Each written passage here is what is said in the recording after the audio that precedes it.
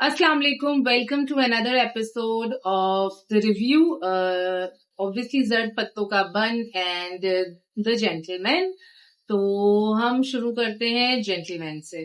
तो ये जो बेहतरीन ड्रामा है जेंटलमैन, इसकी शुरुआत बहुत ही बेहतरीन तरीके से होती है, जो कि है कि वो लोग बोलते हैं जितने भी टेबल लगी हुई होती है, बैठे हुए होते हैं ऑफिस, बेसिकली न्यूज चैनल का, तो उस पर डिस्कशन हो रहा है। बहुत ही इंटरेस्टिंग, बहुत ही नई और नायाब चीज कि हम अपने शो पे बुलाएंगे भाइयों को और हम उनसे पूछेंगे कि किस तरीके से भाईगिरी को खत्म किया जा सकता है अपने मुल्क में से। और तभी एंट्री होती है जरनब की, जैदी की। वो आके जब उनको बताते हैं तो वो बोलती है व्हाट, तो मतलब ऐसा वाला वो रिएक्शन देती हैं। एंड देन ऑब्वियसली उनको ये भी तो दिखाना था ना कि ये कितना स्टूपिड आइडिया है, पर बाय द एंड वो स्टूपिड आइडिया के लिए मान जाती हैं। उनको लगता है जैसे उनकी वन ऑफ द लेडीज जो वहां बैठी हुई होती है उनमें से वो बोलती है कुछ नहीं भी हुआ तो टीआरपी तो आएगी चैनल के लिए, तो टीआरपी के लिए कुछ भी करते हैं, जैसे कि इस ड्रामे में टीआरपी के लिए कुछ भी हो रहा है। तो ये डिस्कशन होता है, वो ओके की रिपोर्ट करती है एंड देन फिर लिस्ट वगैरह बनाना शुरू की जाती है गुंडों की, जिनको वो भाई भाई कह रहे हैं कि भाइयों की लिस्ट निकालते हैं। ये जो भाइयों को बुलाने का आइडिया इन्होंने पुट किया है वो उसको और जस्टिफिकेशन देने के लिए, मतलब और रियलिस्टिक और एक्सेप्टेबल बनाने के लिए वो स्क्रीन प्ले के अंदर ये दिखाया गया है कि वो जरनब जो है वो अपने फियांसे फारिस को कॉल करती है एंड देन फिर वो लोग बात कर रहे होते हैं एंड वो वहां पे बताती हैं कि इस तरीके से ऐसे ऐसे हो रहा है, तो वो सामने से यही एग्जैक्टली रिस्पॉन्स देते हैं। एंड पर वो बोलती हैं कि इंटरेस्टिंग है ना आइडिया, मतलब अगर उन्होंने कोई स्टूपिडिटी सोची है राइटर ने करने के लिए, जो कि मतलब ठीक है, कुछ भी किया जा सकता है, आप करें, ड्रामे बन रहे हैं, बनाएं, कुछ भी बनाएं। लोग गधी है वो एक्सेप्ट करेगी, लोगों को मजा आता है गधापन देखने में। मैंने जितना अब तक नोटिस किया है कि लोग एंजॉय करते हैं ये बेवकूफियां देखना। उनको पता नहीं, मुझे लगता है मैं उस कैलिबर तक ये रिव्यू देते देते पहुंच जाऊंगी जहां पे मैं समझना शुरू हो जाऊंगी कि ऑडियंस बेसिकली क्या चाहिए। एक सेक्शन है ऑडियंस का कि उनको क्या चाहिए, मैं भी ये समझने लगूंगी। पर मेरे हिसाब से मैं जब ये भाइयों को बुलाने वाली चीज हुई थी तो मैं इतनी अजीब सी होके बैठी हुई थी कि मेरा पहली उसमें ही ना इंटरेस्ट खत्म हो गया था। पर मैंने कहा नहीं यार, क्योंकि मुझे रिव्यू देना है तो मुझे देखना है। अभी पता है क्या हो रहा है कि इस रिव्यू के चक्कर में ना मुझे कभी कभी लग रहा है कि मैं अपने आप को ना अजियत दे रही हूँ। कुछ चीजें जो कि मैं बेसिकली, मैंने आपको पहले भी बताया कि मैं नहीं देखती अब पाकिस्तानी ड्रामे, पहले के मैंने सारे देखे हैं पुराने। आप उसके बारे में मुझसे कुछ भी पूछोगे आई नो, पर अब जो जितने भी लेटेस्ट ड्रामे बन रहे हैं वो मैं नहीं देखती। बट मैं देखना शुरू हुई हूँ इस काम के लिए कि मुझे काम करना है और ऑनेस्टी के साथ करना है। तो मैं देखती हूँ बैठ के, मैं सुनती हूँ बैठ के गौर से, और जितना मैं गौर से देखती हूँ उतना मेरा डिप्रेशन, मुझे लगता है कि मुझे अजीब एंजाइटी और डिप्रेशन होने लगता है देख देख कर। एनीवेज, मैं अपनी एंजाइटी और डिप्रेशन साइड पर रखती हूँ ड्रामों को देखने का। हम आगे चलते हैं। उसके कट टू नेक्स्ट सीन आता है जहां पर मुन्ना भाई यानी कि हुमायूं सईद अहमद भट्ट को लेके जाते हैं उसी लोकेशन पे जहां पे जाके उन्होंने कन्फेस किया होता है। he tells about confessing his love to the रहमत भाई, द अदनान सिद्दीकी। वो वहां पे कन्फेस करने के बाद बोलते हैं कि तुम लोग मुझे छोड़ दो, क्योंकि अब जो इकबाल मुन्ना है ना वो मर चुका है, मैं अब एक अलग मुन्ना हूँ और अब मैं बगावत करूंगा, मैं बागी बन गया हूँ, क्योंकि जरनब जो है वो मेरी है और उसके आगे मैं लड़ूंगा रहमती से, तो तुम लोग मारे जाओगे मेरे चक्कर में, तो तुम लोग मुझे छोड़ दो। ये बात वो अहमद भट्ट से कहते हैं। एंड नॉर्मल कॉन्वर्जेशन, दो फ्रेंड्स, दो कलीग्स, कह लो कुछ भी, फ्रेंड्स ही हैं वो बेसिकली, इतना साथ में वक्त गुजारा तो they are like friends. Faris बैठे हुए होते हैं अपने डीसी के ऑफिस में, अपने बॉस जो उनके सीनियर है, सुपीरियर, उनके साथ बैठे हुए होते हैं। वो डिस्कस कर रहे होते हैं अबाउट भाइयों को पकड़ के जेल में डालना।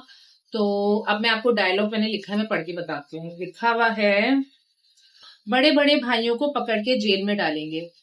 मुझे जो डायलॉग ने, मुझे उससे इतनी तो कोफ्त हो रही है ना कि जितने भी ये गुंडे वगैरह हैं, आपने एक तो उनको सिर्फ भाइयों भाइयों भाइयों भाइयों भाइयों बोला हुआ है, कि जब भी कोई डायलॉग आता है भाई को बुलाएंगे, भाइयों को, ये वो, बहुत ज्यादा हो रहा है। और सोचो कि एसी और डीसी बात कर रहे हैं इस लैंग्वेज में कि सारे बड़े बड़े भाइयों को बुला के हम जेल में डालेंगे। लाइक सीरियसली इसी तरीके की लैंग्वेज यूज होती होगी, आप सोचें एसी या डीसी में।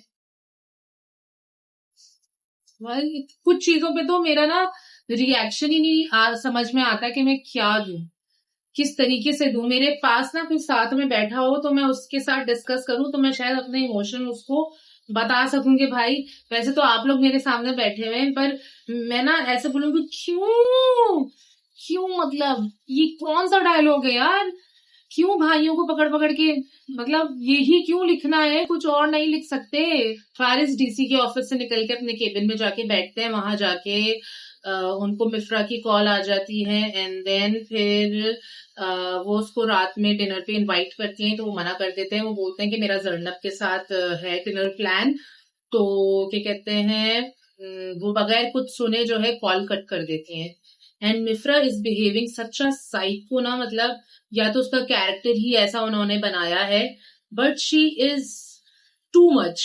मतलब अगर मुझे पता हो या किसी को पता हो, या तो उसका आहिस्ता आहिस्ता करके अगर उन्होंने लेयर्स दिए हैं इस कैरेक्टर को ऐसे कि वो साइकोटिक है, तो शायद आगे चलकर उसके लेयर्स खुले और पता चले कि वो बेसिकली एक साइको है। पर अभी जितना उन्होंने दिखाया है उसका मतलब एक अजीब चीजी सा चिपकू सा बिहेवियर है जो फजूल का है। मतलब आपको पता है कि सामने वाला बंदा ऑलरेडी, अगर हम किसी में इंटरेस्ट भी मतलब हमें होता है तो हमें बताओ अगर कि यार सामने वाला एंगेज है, उसकी 1-1.5 महीने में शादी होनी है, तो हम अगर पसंद भी करते हैं तो ठीक है, हल्का फुल्का फ्लर्ट अगर आपने कर भी लिया मजाक मजाक में, अगर आपकी इतनी अच्छी दोस्ती है, पर ये नहीं हो जाता कि आप खट से कॉल काट दी और आप अजीब डिमांडिंग हो रही हो इतने ज्यादा। तो क्या पता वो जो उसका कैरेक्टर है वो आगे चल के खुले एंड देन पता चले कि she is a psychotic human. But अभी उसका शायद उसका कैरेक्टर ऐसे ही लिखा हो कि आप उससे इरिटेट हो, तो मैं तो इरिटेट हो रही हूँ, तो अगर इसलिए लिखा गया है, ऐसे ही लिखा गया है, तो उसके लिए गुड। पर अगर ऐसा नहीं लिखा हुआ और मैं हो रही हूँ जबरदस्ती, मुझे प्रॉब्लम हो रही है, तो मुझे समझ नहीं आ रहा कि अगर आगे चल के, अगर इन केस आगे चल के उसका कैरेक्टर ऐसा नहीं पोर्ट्रे होता कि वो साइकोटिक है, तो मुझे समझ में नहीं आएगा कि ये सब चीजों का क्या पर्पस था। अगर तो उसका कैरेक्टर आगे खुलता है और पता चलता है कि वो एक्सट्रीम पे जाती है, वो शदीद साइकोटिक बनती है कोई, तो फिर तो मुझे रीजनिंग और मजा भी आएगा कि हाँ ये जो छोटे छोटे उसके कैरेक्टरिस्टिक्स थे वो बेसिकली ये आगे जो होने वाला है उसको प्रिडिक्ट कर रहे थे। पर अगर ऐसा कुछ भी नहीं होने वाला है तो गॉड नोस कि ये क्या है। तो जैसे ही कॉल काटती है मिफ्रा, फौरन टाइम वेस्ट किए बगैर मतलब फारिस भी एकदम अजीम कोई मतलब इंसान दिखा है, सच अ रेड फ्लैग। मतलब यमुना जो इतनी बड़ी वो बन रही है, यमुना बोल रही हूँ, मतलब यमुना बेचारी थोड़ी बन रही है, जरनब जो कैरेक्टर है वो पता नहीं इतनी कोई अजीम इंसान बन रही है, उनको ये सारे रेड फ्लैग्स नहीं दिख रहे अपने बंदे के। खैर वो अपनी जिंदगी में अलग मसरूफ है, वो भी आगे पता चलेगा अभी। तो क्या होता है कि वो फौरन के फौरन कॉल करते हैं और बोलते हैं कि मेरे कुछ प्लान्स हैं, कुछ काम आ गया है, मैं रात में नहीं आ सकता डिनर के लिए। तो वो अपना ऑब्वियसली उस इंटरव्यू की प्लानिंग कर रही होती है, जो इतना अजीम इंटरव्यू होने वाला है, भाइयों का इंटरव्यू होने वाला है, तो वो उसके लिए अपनी कर रही होती है राइटिंग वगैरह ऑफिस में बैठ के। तो वो बोलती है अच्छा मैंने बताया था, वो भी मतलब इतनी कोई फारिग इंसान है कि अगर आपने अपने फियांसे के साथ कुछ प्लान करा है आपको याद ही नहीं है। दिखाया कि कितनी ज्यादा वो बन गई अपने करियर को लेके, वो है ना ऑनेस्ट और इतनी क्रेजी है कि शी डजंट इवन रिमेम्बर कि उसने अपने फियांसी को रात में डिनर देना है। How cool is that man, how cool is that. मतलब मुझे लग रहा है कि मुझे लग रहा है मेरी फ्रस्ट्रेशन निकल कर आ रही है, आप लोग को स्क्रीन पे देखेगी मैं ऐसे हो रही हूँ, ओ माय गॉड। मैं अपने कंट्रोल करती हूँ इमोशंस, रोक के रखती हूँ। उसके बाद फिर होता है हुमायूं सईद के पास आते हैं, मुन्ना भाई के पास एक पुलिस इंस्पेक्टर आता है, वो उसको बताता है कि इस तरीके से किडनैप बोल रही हूँ, इस तरीके से आप लोग के अगेंस्ट जो है निकलने वाला है नोटिस, आप लोग को अरेस्ट करने के लिए, तो आप अंडरग्राउंड हो जाओ 1-2 महीने के लिए तो ज्यादा बेटर है। तो वो ये इन्फॉर्म करके उसको चला जाता है एंड वो बता देता है कि रहमती को तो नहीं अरेस्ट कर सकते क्योंकि उसने एक धोखा दे दिया है अपनी रिहाई के लिए पहले ही।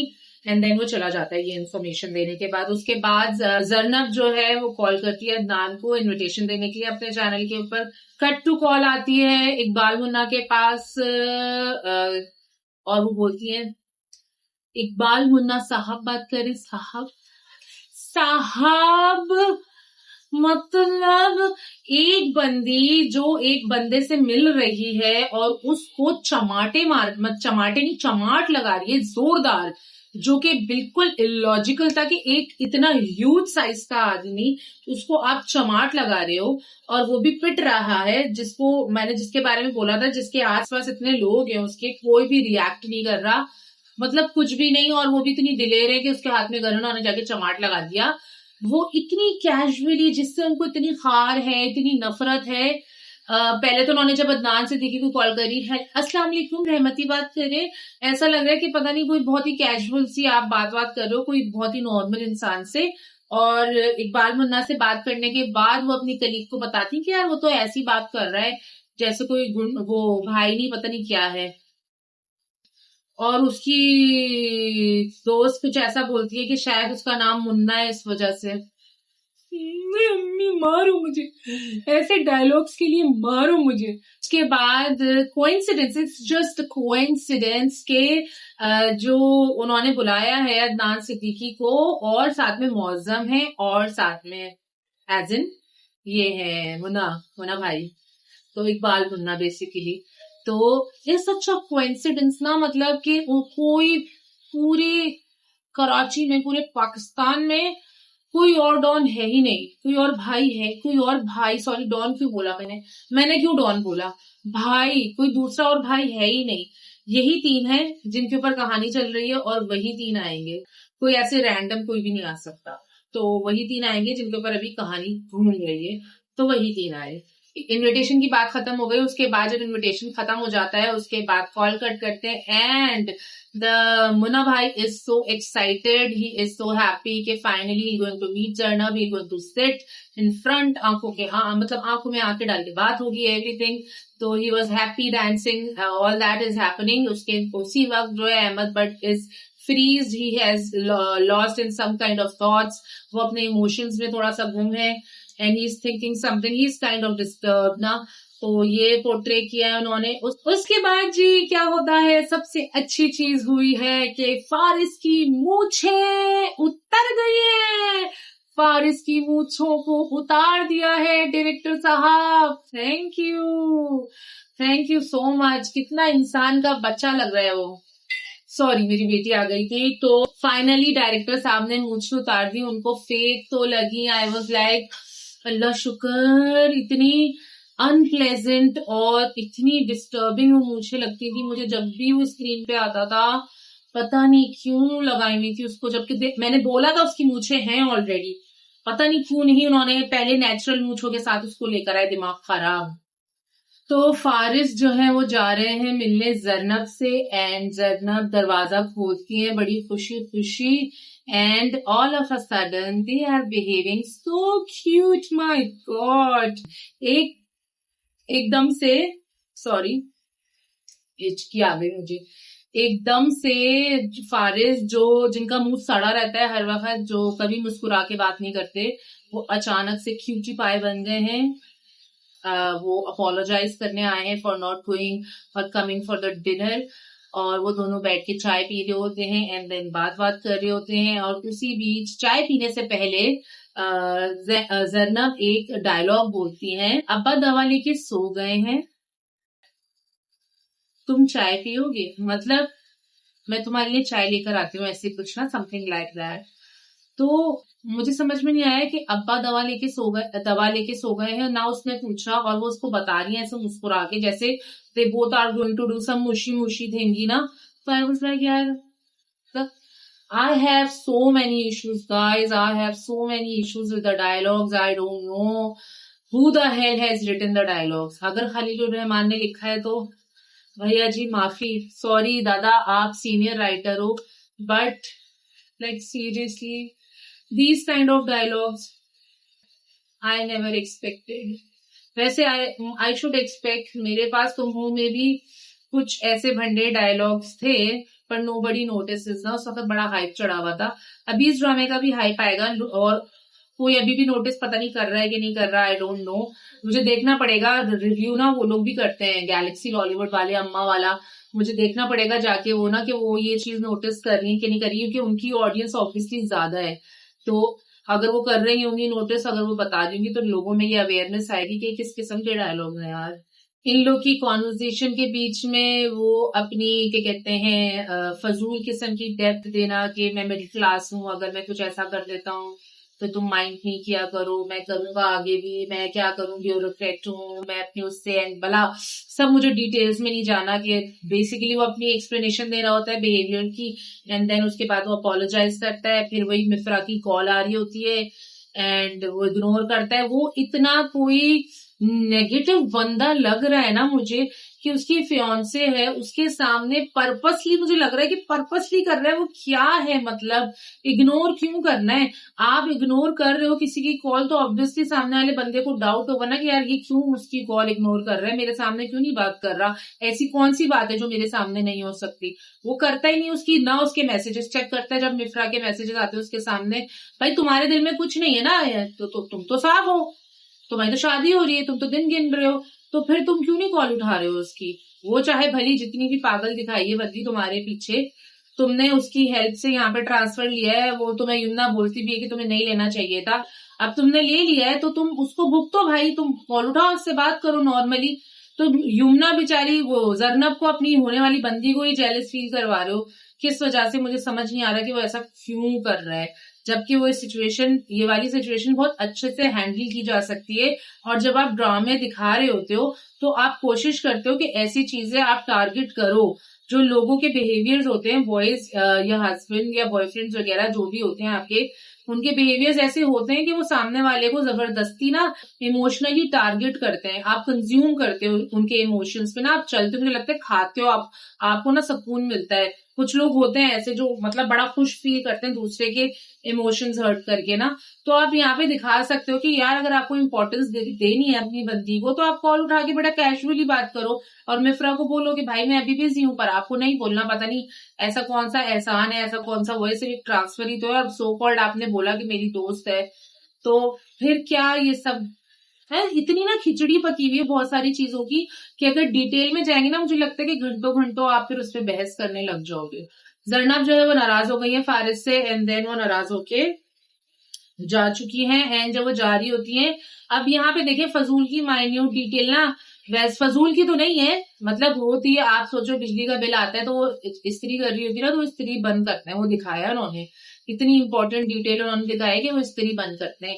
बाकी उनको डायलॉग्स में और कैरेक्टर्स में डिटेल्स मुझे लगता है देखनी नहीं है, ये बस इस्त्री वाली डिटेल देखनी है, बिजली के बिल ज्यादा आ रहे इसलिए इस्त्री बंद करते हैं, ये उन्होंने पब्लिक सर्विस मैसेज दिया है कि जब इस्त्री करें तो इस्त्री बंद कर दिया करें, उनके ज्यादा बिल आते हैं, तो ये उन्होंने दिखाया है। एंड देन दूसरी तरफ जी अहमद अली भट्ट जो है वो उसको समझा रहे होते हैं कि भाई तू जरनब के पीछे अपनी जिंदगी खराब मत कर, रहमती तुझे तो चल देगा, तुम सिर्फ भाई के भाई, मतलब सिर्फ नाम के भाई हो, वरना तुम्हें भाइयों वाली कोई क्वालिटी नहीं है। अहमद अली भट्ट की बात सुनने के बाद हुमायूं सईद अपने वन ऑफ द जूनियर्स को बुला के पूछता है कि भाई मैं क्या छूटी हूँ रहमती के आगे, तो वो बोलता है कि नहीं ऐसा कुछ भी नहीं है, रहमती की तो ऐसी की तैसी। तो बेसिकली वो अपना कॉन्फिडेंस बूस्ट कर रहा होता है, क्योंकि उसको शायद दिल में एक सेकंड थॉट आया हो कि शायद वो सही बोल रहा है, मैं नहीं हूँ कुछ भी उसके आगे, और मेरी लाइफ बर्बाद हो जानी है अगर मैं उसके सामने कन्फ्रंट करूंगा उसको अपनी बंदी को लेके। और जब उसका जूनियर उसको दिखा बताता और दिखाता है कि नहीं आप में अथॉरिटी है, आप सुपीरियर हो, तो वो मुस्कुराने लगता है, वो खुश हो जाता है। जैसे हम भी काफी दफा लोगों से बेसिकली काइंड ऑफ वैलिडेशन दिखाई कि वो वैलिडेशन लेता है अपने एक बंदे से ना। लास्ट सीन जो है वो ये है कि मिफ्रा और फारिस जो है वो कर रहे हैं डिनर, और डिनर के ऊपर वो इनडायरेक्टली उसको बोल रही होती है कि you should not get married, इतनी जल्दी तुम्हारा करियर तबाह हो जाएगा, and all of the negativity she was throwing on him, and he was catching, and he was happy, and he was smiling. मतलब अगर तो उस बंदी ने तुम्हारा ट्रांसफर करवा दिया है, तो मतलब अब तुम उसकी हर शिट लोगे, हर शिट लोगे। वो तुमको सामने से बंदी मना कर रही है, तुम्हारी फियांसे की कॉल आ रही है, वो बोलती है तुमने कॉल उठाई मैं उठ के चली जाऊंगी, और तुम नहीं उठाते call. Wow, what a strong character you are portraying ना। मतलब वैसे ही नेगेटिव आदमियों की कमी है क्या मार्केट में? आप कहाँ तो मतलब बैठ के इतनी जबरदस्ती की कहीं कहीं पे तो डेप्थ खींचने की कोशिश की हुई है। जैसे जरनब और फारिस बैठ के बात कर रहे थे कि नहीं ऐसा नहीं है, हमारी शादी होने वाली है, हम वक्त साथ गुजारेंगे, और ऊंची ऊंची बातें हो रही है ना सारी। अब यहाँ पे जब वो बोल रही है और तुमने कॉल नहीं उठाई, और तुमने नहीं उठाई भाई उसके कहने से, अब मतलब मुझे तो ना देख के बहुत सारी चीजों पे बहुत सारे इश्यूज आ रहे थे कि सब क्यों और क्या हो रहा है, क्या लिखा हुआ है। ये वाकई में खलीलुर रहमान ने लिखा है और वाकई में ऑडियंस को डिस्टर्ब करने के लिए लिखा है। जिस चीजों से लेके वो ऑलरेडी डिस्टर्ब है वही चीजें दिखा के आप और मजीद डिस्टर्ब कर रहे हो। तो ये तो बहुत ही मुझे अजीब लगा। अजान हो रही है, मैं यहीं पे एंड कर देती हूँ, फिर जर पत्तों के बन पर आते हैं। बस वो कॉल जो है नहीं उठाती, यमुना अपना फोन साइड पे रखती है, and scene cut, drama the end. तो बस अभी हम चलते हैं थोड़ी देर में अजान के बाद जर्द पत्तों के बन पर। अजान हो गई है जी, मैं वापस आ चुकी हूँ और अब हम बात करेंगे जर्द पत्तों के बन पे। एपिसोड शुरू होती है, सज्जल लड़कियां बोल रही हूँ, सज्जल लकड़ियां सॉर्ट कर रही होती है और बात चल रही होती है उसके भाई की जो कि मंडी में काम करता है। और उसके बाद वही बातचीत हो रही होती है कि वो जाके बैठती है और सज्जल बैठती है, मीनू बैठती है अपनी अम्मी के पास।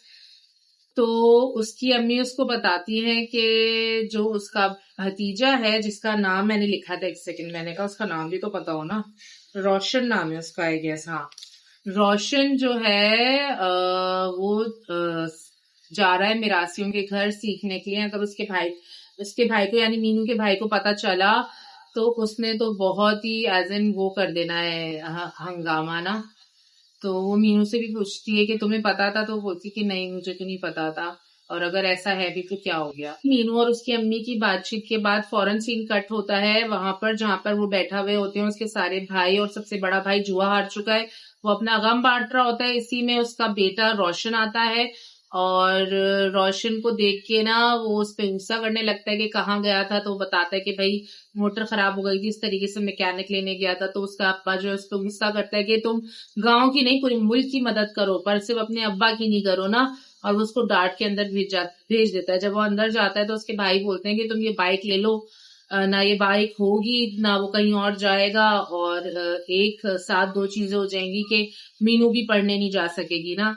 तो बोलते हैं बाइक भेज दो, और बस फिर वो बाइक को देखता है एंड देन सीन कट। और मीनू फिर रोशन को बताती है कि भाई दादी को, तुम्हारी दादी को ऐसे ऐसे सब सच पता चल चुका है कि तुम जाते हो वहां सीखने के लिए। तो वो अपने भतीजे को इन्फॉर्म कर देती है इस चीज के बारे में ना। उसके बाद दिखाया है कि डॉक्टर जो है वो गए हैं पेशेंट के घर, जो जिस पेशेंट की डेथ हुई होती है डिलीवरी के टाइम पर, वो उसके घर गए हैं उससे अपोलोजाइज करने के लिए। एंड अपोलोजाइज करने के चक्कर में वो उसको कुछ पैसे ऑफर करते हैं। वहीं पे मुझे मामला कुछ फिशी फिशी नजर आता है क्योंकि फिर से अजान हो रही है, ब्रेक लेते हैं थोड़ा सा। तो फिर से वापस आ गए हैं, अजान खत्म हो गई। तो मुझे उसी वक्त फिशी फिशी लगा था क्योंकि जो पेशेंट का हस्बैंड है वो ही, उसकी एक्टिंग थोड़ी सी ऐसी थी कि जिससे मुझे फिशी फिशी लगा। पर उसने बोला कि मैं ये मामला पैसों से नहीं खत्म होगा, ये मामला माफी से खत्म होगा, पर मैं इस चीज से बिल्कुल इन्फ्लुएंस नहीं हुई। तो अब ये कि उसने पर्पसली ऐसी एक्टिंग करी है या फिर उसका एज एन, या मेरा दिमाग ज्यादा चलता है, मैं ज्यादा सोचती हूँ, पता नहीं क्या है कि उसने एक्टिंग ऐसी करी है या वो कन्विंसिंग नहीं थी, पर मैं कन्विंस नहीं हुई उस चीज से ना। एनीवेज शायद उन्होंने पर्पसली ऐसे दिखाया होगा कि लोगों को एक डाउट में डालना हो सकता है। मैं तो इसको इतना इस पे फोकस नहीं करते इस पॉइंट के ऊपर ना। हमजा जो है वो अपनी लवर कह लो, कुछ भी कह लो, गर्लफ्रेंड कह लो या कलीग कह लो, जो बंदी उसके साथ काम करती है उसको कॉल करता है पर वो कॉल नहीं उठाती, वो बैठी होती है देखती है बट रिसीव नहीं करती उसकी कॉल। वो भी जाहिर सी बात है इतने थॉट्स में है जो उसको ऑफर आई है कि अगर उसने साथ नहीं दिया और अपने हॉस्पिटल वालों का, तो देन उसको क्या क्या फेस करना पड़ सकता है। तो she is also having so many thoughts, तो वो नहीं उठाती उसका कॉल। एंड देन फिर खुद ही खैर थोड़ी देर बाद उसको कॉल कर लेती है, कॉल बैक करती है एंड देन उसको बोलती है कि वो मैं उठाने वाली थी कि एकदम से कॉल कट गई। उसके बाद वो थोड़े से ना लवी डवी कपल होते हैं ना, तो it was a quite cute representation of love ना, जो मुझे लगता है कि आजकल नहीं दिखने को मिल रही है। हमें ना पाकिस्तानी ड्रामों में हमें एक अच्छी प्यारी स्वीट कॉन्वर्जेशन या इस तरह की लव स्टोरीज जो है ना हमें कोरियन ड्रामों में देखने को मिल रही है, कोरियन सीरीज जो होती हैं उनमें हमें देखने को मिल रही है। पर काफी टाइम बाद मुझे वो जो कॉन्वर्जेशन थी जिसमें वो पोएट्री सुनाता है, वो लड़की सुनती है और देन वो सुनते सुनते सो जाती है, तो it was very nice, it was very pleasant to watch. वो मुझे बहुत अच्छा लगा, बहुत स्वीट लगा, स्वीट काइंड ऑफ रोमांस था वो, तो वो बहुत अच्छा लगा मुझे देखने में। यहाँ पे ये सीन कट होता है, उसके बाद सीन आता है नेक्स्ट डे पे जिसपे सुबह होती है एंड देन जाके मीनू उठाती है रोशन को ताकि वो चुपचाप जो है उसको कॉलेज के लिए छोड़ के आ सके। तो यहाँ पे ये चीज इतनी प्यारी है ना कि हमारे यहाँ जैसे मीम्स बनती हैं या कहीं पे भी मीम्स बनती है जहाँ पे फुप्पुओं को ऐसे बुरा दिखा दिया जाता है और फुप्पा भतीजी या भतीजियों का रिश्ता हमेशा से बहुत एक खट्टा सा रिश्ता दिखाया है जिसमें कभी भी मैंने मिठास ड्रामों के अंदर नहीं देखी, पर इस ड्रामे के अंदर इतना प्यारा रिश्ता है दोनों फुप्पी भतीजे का। और जबकि दोनों की एज में इतना फर्क भी नहीं है, शायद ये भी एक रीजन हो सकता है, पर it was very cute, it was very nice to see कि फुप्पो भतीजे का इन्होंने इतना अच्छा बॉन्ड दिखाया है कि वो बोलता है कि तुम चुपके से पहले निकलो, फिर मैं बाइक लेके चुपके से आता हूँ और बस से बचते बचाते। तो it was very nice to see. Roshan Sajal को छोड़ने के लिए निकल गया है कॉलेज के लिए और पीछे जब वो सो के उठता है उसको बाइक नहीं दिखती मीनू के भाई को, तो वो चिल्लाता है और अपनी बीवी को सुनाता है कि वो आएगा तो मैं इसकी टांगे तोड़ दूंगा। एंड वो मियाँ बीवी में दोनों झगड़ा होता है एंड देन फिर वो चला जाता है अपने उसके लिए क्या कहते हैं दुकान के लिए। वहां दुकान पे जाता है तो वहां पे एक बूढ़े से अंकल आते हैं, उनसे बातचीत कर रहा होता है। तो वहां पे रोशन और गुलजार की कोई बात होती है ना, तो वो बोलता है तुम्हें पता नहीं रोशन और गुलजार की बात के बारे में ना। तो मुझे लगा कि वो जो पेड़ पे अंकल बैठे हुए थे ना जिन्होंने सुनी थी बात, उन्होंने ही आगे वो बात फैला दी होगी फॉर श्योर गांव वालों को, इसी वजह से उनको पता है। वरना गुलजार की फैमिली एंड देन मीनू की अम्मी यानी कि रोशन की दादी के अलावा किसी और को पता नहीं था सिवाय उन अंकल के जो दरख्त पे चढ़ के बैठे हुए थे जिन्होंने सुन ली थी कोइंसिडेंटली बात ना कि वो जा रहा है वहां पे सीखने के लिए शहनाई। तो वो बात पता चल चुकी है अब रोशन के अब्बा को। यहाँ पे इंफॉर्मेशन पता चली है रोशन की। दूसरी तरफ सज्जल जो है वो कॉलेज पहुंच चुकी है और कॉलेज के अंदर बहुत ही प्यारा सा वही ना जो ओएसटी या बैकग्राउंड म्यूजिक या बैकग्राउंड सॉन्ग कह लें जो आपको सपोर्ट करने के लिए आता है, वो आता है कोई मंजिल अब जिद है मेरी जो गाना आता है वो बहुत अच्छा है। मतलब जहां जब उन्होंने कोई गाना या कोई म्यूजिक पीस डाला है ना वो उसको उस सीन को वैल्यू करा है उस चीज ने। कभी भी आपका उससे कंसंट्रेशन सीन से कम नहीं हुआ, उसने कभी भी नहीं खींचा आपका कंसंट्रेशन। तो उन्होंने बहुत क्लेवरली और बहुत स्मार्टली यूज किया है म्यूजिक का और सॉन्ग्स का जहां जहां पे भी इन्होंने किया है। और सबसे इम्पोर्टेंट बात यह कि इन्होंने स्टोरी लाइन जहन में रखते हुए किया है। जैसे जेंटलमैन के अंदर इन्होंने स्टोरी लाइन को जहन में रखते हुए म्यूजिक तो दिया है, पर वो जो म्यूजिक है ना वो बहुत ही ऑफ सा है। मतलब आप ये डॉन और गैंगस्टर्स के म्यूजिक आप देखो, अगर आप बॉलीवुड इंस्पायर भी हो तो बहुत अच्छा म्यूजिक होता है उनका। आप अगर उनसे इंस्पिरेशन ले रहे हो तो म्यूजिक की भी ले लो, उनके पास गैंगस्टर्स वाली मूवीज बहुत है, उसमें से आप कहीं से भी इंस्पिरेशन उठा के अपनी बना सकते हो। ऐसे तो अपनी ही हमारी बहुत अच्छी बन सकती है, पर इसमें मुझे लग रहा है कोई एफर्ट नहीं डली है म्यूजिक के अंदर जो इनका सपोर्टिंग म्यूजिक है, बैकग्राउंड स्कोर जिसको कहा जाता है। यहाँ पे एक छोटा सा फ्लॉ मुझे लगा जिसको विच कुड बी इग्नोर ना, जिसको हम इग्नोर कर सकते हैं कि वो उसको छोड़ के कॉलेज वो वापस जा रहा होता है और तभी उसके अब्बा सुबह सुबह का टाइम है ना दुकान से उसको अपने भाइयों के साथ पकड़ लेते हैं क्योंकि उनको पता चल चुका है कि वो गुलजार के यहाँ जाता है म्यूजिक सीखने और उसको पीट देते हैं। उसी टाइम मतलब वो छोड़ के वापस आया है, वो पिटता है रास्ते में, उसी टाइम छुट्टी हो जाती है मीनू की। मतलब इतना छोटा कॉलेज का, कौन से कॉलेज का इतना छोटा टाइम होता है कि जिसमें सिर्फ आने जाने में ही आप मतलब आधा दिन का तो होता है यार कॉलेज यूनिवर्सिटी। थोड़ा सा तो दिखाते हैं उन्होंने, उसको साइमल्टेनियसली चलाया है ना तो ऑब्वियसली वो ऐसे ही लगेगा। साइमल्टेनियसली अगर एक स्टोरी लाइन चल रही होती तो मतलब उस सेम टाइम पीरियड में ये चीज हो रही है ना, क्योंकि वो खड़ी हुई दिखाया कि वो खड़ी हुई वेट कर रही है और वो नहीं आया, वो क्योंकि वो पिट के जमीन पे पड़ा हुआ है। तो वो मतलब सुबह ही छोड़ के पिटा है और सुबह ही छुट्टी हो गई है। ये थोड़ा सा एक फ्लॉ था। अब पर हम थोड़ा बहुत तो गलतियां चलती है, नोबडी इज परफेक्ट ना, तो हम इसको इग्नोर करते हैं। खैर मीनू जो है जैसे तैसे करके वॉक करके ही आई होगी ऑब्वियसली। वो वॉक करके घर पहुंचती है तो सारे भाई सब जमा हुए हुए होते हैं, उसकी अम्मा अब्बा उसकी भाभी, और सब मीनू का वेट करते हैं, उसको क्वेश्चन करने लगते हैं कि तुम्हें पता था, तुम्हें तो पता ही होगा, तुमने ही उसको सपोर्ट दिखाई होगी फुल ना, कि हाँ जाओ गुलजार के यहाँ जाके म्यूजिक सीखो ना। तो इतने में वो भी आ जाता है रोशन, तो वो बोलता है कि क्यों उससे एक्सेप्ट करवाना चाहते हो ना जबरदस्ती। मीनू भी कुछ सच नहीं बोलती और वो बोलने भी नहीं देता उसका भतीजा ना उसको। तो बोलते हैं कि अगर तुमसे ये एक्सेप्ट करवा भी लेंगे ना तो तुम्हारा वही हाल करेंगे जो मेरा किया, और ये एक तीर से दो निशाने लगाना चाहते हैं, तुम्हारी पढ़ाई रोकना चाहते हैं, तो तुम इनकी बातों में मत आओ और अपनी पढ़ाई पे फोकस करो। और मैं अब वो बिल्कुल ना एकदम रिबेलियस हो चुका है और वो अपने चचा को मारता है, बोलने लगा बस बहुत हो गया, मैंने बहुत बर्दाश्त कर लिया, और वो अपने चचा को मारता है एंड वहां से घर छोड़ के चला जाता है। तब मीनू काफी उदास है, वो अपने अब्बा से बोल रही है कि वो अभी तक घर नहीं आया, पता नहीं कहाँ होगा। तो उसके अब्बा बोलते हैं आ जाएगा, नहीं आया तो उसका जो बाप है उसको ढूंढ के लिए आएगा और उसको बाइक भी दिला देगा, तू टेंशन मत लेना, तू अपनी पढ़ाई पे ध्यान दे। जैसे उसने बोला है कि उसके भाइयों अपने भाइयों को जीतने मत दे, तू अपनी पढ़ाई पे फोकस कर। और वहीं पे जितने भी भाई हैं मीनू के, वो सारे नीचे रात के टाइम पे खुश हैं कि अब बाइक चली गई है तो अब मीनू कॉलेज कैसे जाएगी। तो वो इस चीज से बहुत खुश होते हैं कि भाई अब तो वो भी चला गया घर से, और बाइक तो उन्होंने बेच दी होती है, वो ले लेते हैं ना उससे बाइक रोशन से उसके भाई, और वो बाइक बेच देते हैं। तो ना बाइक है ना रोशन है, तो अब मीनू कॉलेज कैसे जाएगी। और बोले कितने दिन जा पाएगी पैदल ना इतनी दूर, एक दिन दो दिन तीन दिन कितने दिन जा पाएगी। तो वो लोग खुशी मना रहे होते हैं अपनी ना अपनी अलग से।